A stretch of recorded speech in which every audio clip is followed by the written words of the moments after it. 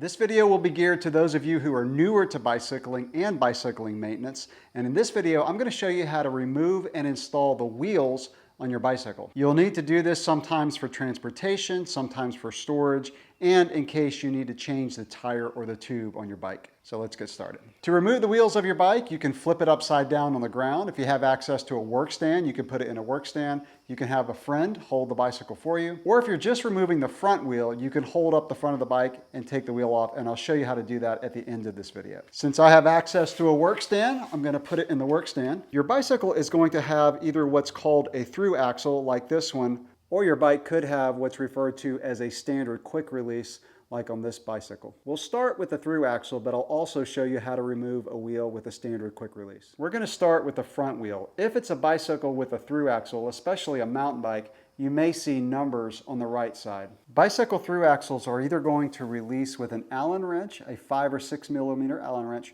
or it could have a lever on the left side like this one. If it has a lever, we're just going to undo the lever, and then you're going to turn it a couple turns to get it loose.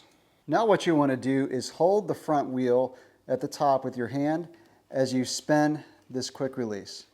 Once the threads release, you can just pull the axle out. Because I'm holding the wheel up with my hand, it's not going to drop out. Now just let it drop straight out. You want to make sure it doesn't twist so you don't have the brake rotor rub against the fork or the brake caliper. And then you're just going to slide it out. And that's how you remove the front wheel. Now we're going to remove the rear wheel. Before we do so, we want to shift the chain so it's either in the last cog or the second to last. I like going to the second to last cog. You can do this riding the bike around, or if you have it in a work stand, you can just shift it. Always make sure you stop the tire from spinning before you work on it so you don't get your fingers caught in the rotor or in the cassette. If your bike has a SRAM rear derailleur, especially if it's a mountain bike, it could have a clutch that we need to disengage before we remove the rear wheel. If it has a clutch, you'll see a little button underneath with a lock symbol on it. So for the SRAM rear derailleur, we're going to push in the button with the lock symbol on it.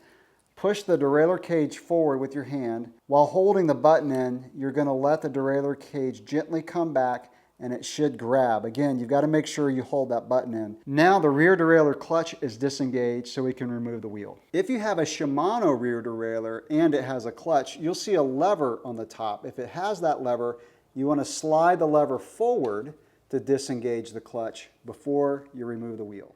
The axle on this bicycle requires an Allen wrench to remove it as opposed to a lever, and this one's a 5 millimeter. It's either going to be a 5 or a 6. So I'm going to put my 5 millimeter Allen wrench in. I'm just going to keep turning it until I think the threads are released. Again, since it's a through axle, the wheel's not going to drop out until we actually pull the axle out with our fingers. Just like on the front wheel, we want to hold the top of the wheel with our fingers so it doesn't fall out when we remove the axle. Since the axle is already loose, I'm just going to slide it out again as I'm holding the wheel up with my fingers. Like the front wheel also, you want to drop the rear wheel straight down, and you want to pull back on the derailleur. If it's a SRAM with the clutch disengaged, it's going to be really easy to pull that back. If it's a Shimano, even with the clutch engaged on the Shimano, there'll be some force. So you want to pull that back with your fingers so that the wheel can drop out. After the wheel is out, you can let go of that. Now we're going to reinstall the wheels, starting with the front. If your bike has disc rotors, you want to make sure you guide it up into the middle of the brake pads. Have your axle in your hand if you have a through axle. And then what we're going to do is we're just going to carefully, slowly bring it up. As you bring it up, you want to make sure you really guide that rotor into the middle of the brake pads. Another thing that we want to guide as we put the front wheel on is you want to guide the end caps into the little grooves on your fork. So again, we want to make sure the end caps go up into these grooves of the fork. As you put the wheel on, first look at that brake rotor, make sure that goes into the middle of the pads. Then watch the end caps, make sure they go up into those grooves. Once they are, keep holding the wheel with your hand and then just slide your axle through. You may have to wiggle the axle back and forth to get it in.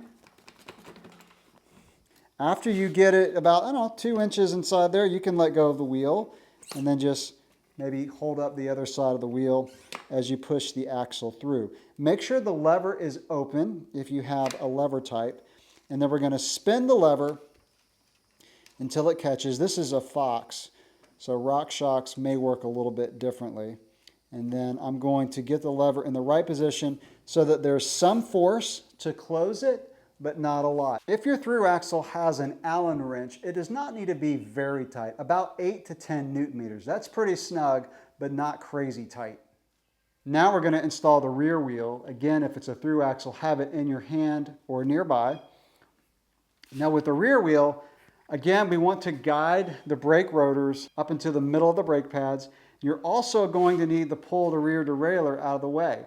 So again, if it's a SRAM, it'll be very easy. If it's a Shimano, it's going to be a little bit more pressure required.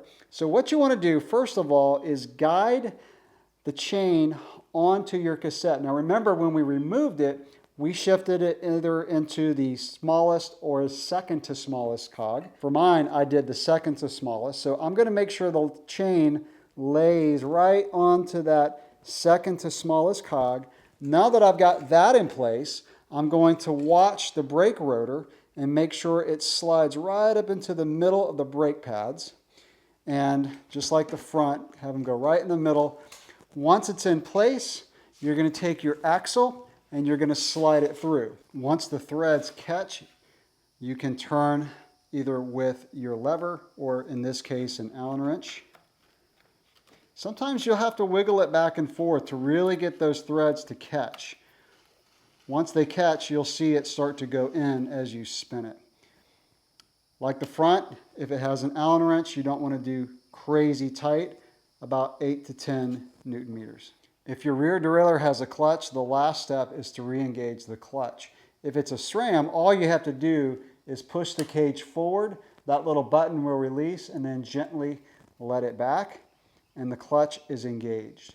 If it's a Shimano rear derailleur, you want to push the clutch up or onto that on position. That's engaged.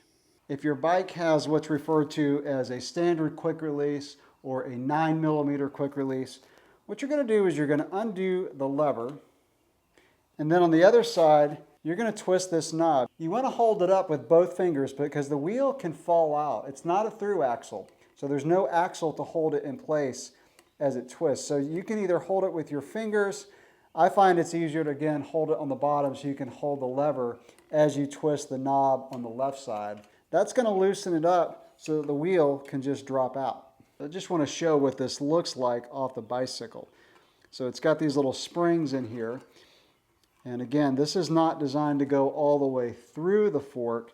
It's just designed to drop out the bottom. So you can see with a standard quick release, or again referred to as a 9mm quick release, there is not a hole. It's more of a U shape on the fork or at the back of the bike, and that allows that wheel to just slide up into these. I want to give you one final tip on how to get the front wheel out by yourself, which is a common scenario if you're wanting to put the bike in the back of a car or an SUV. So bend down and loosen the axle. So if it's a standard quick release, loosen it enough to where you know the wheel can drop out. If it's a through axle like this one, go ahead and undo the axle, spin it until you know the threads are released. That way it's a lot easier when you stand up to get the wheel out. Now that I know the axle's loose, I'm going to put my hand behind the stem, support the bike. I'm going to pull the axle out, and then from this point, whether it's a through axle or standard quick release, you're ready to just lift up the bike and pull the wheel out. So that is how you remove and install the wheels of your bicycle. Any questions or comments that you have, drop those below. Thanks for watching.